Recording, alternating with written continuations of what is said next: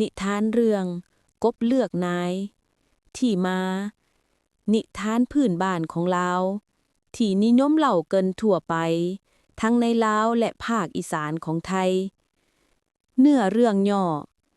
กบฝูงหนึ่งบ่พอใจที่บ่มีไผปกครองพวกมันจึงไปขอให้เทพประทานนายให้กับพวกมันเทพก็เลยส่งไม้ธรใหญ่หลุดลงมากบทั้งหลายดีใจพากันออกมาบึงแต่พอเห็นว่าไม้ธรนั่นนิ่งซะเลยบ่เฮ็ดหยังเลยกบก็เริ่มเบื่อและร้องขอให้เทพส่งนายใหม่ที่เก่งกว่านี้มาแทนเทพก็เลยส่งนกกระสามาเป็นนายกบทั้งหลายดีใจหลาย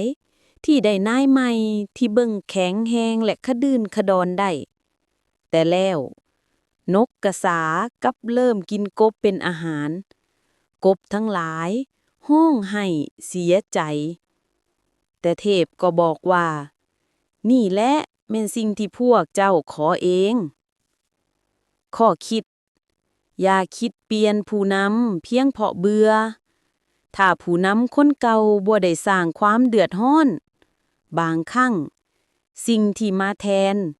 อาจจะเลวร้ายหนักกว่าเก่า